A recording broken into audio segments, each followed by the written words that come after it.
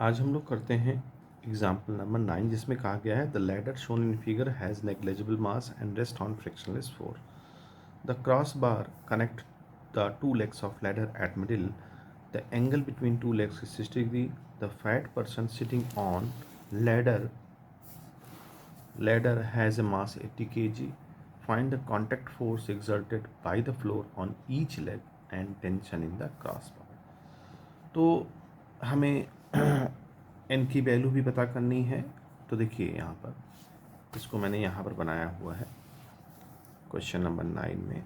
अब देखिए ये फैट पर्सन का वेट नीचे की तरफ काम करेगा और जो दोनों लेग जो सरफेस पर हैं उनका रिएक्शन फोर्स ऊपर की तरफ होगा. तो हम ये कह सकते हैं कि दोनों जो रिएक्शन फोर्स हैं n जो कि सरफेस पर हमें दिखाई दे रहे हैं वो किसके इक्वल हो जाएंगे, W के इक्वल हो जाएंगे, यानी वेट के इक्वल हो जाएंगे. और वेट क्या है हमारा यहाँ पर, मास इंटू ग्रेविटी. मास कितना दे रखा है 80 और g की वैल्यू 9.8 ले लेते हैं.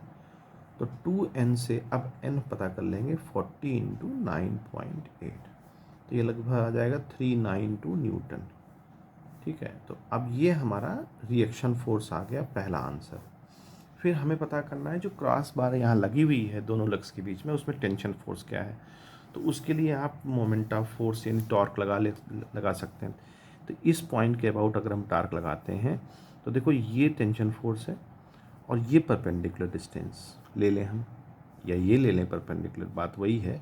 टेंशन फोर्स और ये परपेंडिकुलर डिस्टेंस, भाई ये फोर्स की लाइन ऑफ एक्शन है और ये परपेंडिकुलर डिस्टेंस है. तो ये हमें पहले ही दे रखा है 1 मीटर क्योंकि मिडिल पर क्रॉस बार लगी हुई है.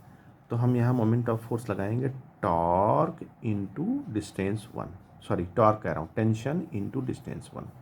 ओके, ये कहाँ से बैलेंस होगा, ये यहाँ से बैलेंस होगा. नॉर्मल फोर्स और आपकी ये परपेंडिकुलर डिस्टेंस. तो देखिए अगर इसको हम एक बना लें राइट एंगल ट्रायंगल तो ये पूरा 60 डिग्री है तो ये 30 हो जाएगा, ये परपेंडिकुलर हो जाएगा और ये बेस हो जाएगा. तो अगर हम इसको राइट एंगल ट्रायंगल की थ्योरी लगाते हैं तो परपेंडिकुलर अपॉन बेस का फार्मूला क्या बन जाता है, tan 30 डिग्री, क्योंकि ये 30 डिग्री है. और परपेंडिकुलर डिस्टेंस चाहिए अपने को, ये वाली ये डिस्टेंस चाहिए, ये मतलब ये बात वही है, चाहे ये निकालें चाहे ये निकालें. और बेस हमें दे रखा है, ये बेस बनेगा यहाँ पर 2 मीटर यहाँ से यहाँ तक. तो परपेंडिकुलर डिस्टेंस कितनी हो जाएगी 2 tan 30. बस अब हमारी बात क्लियर हो गई.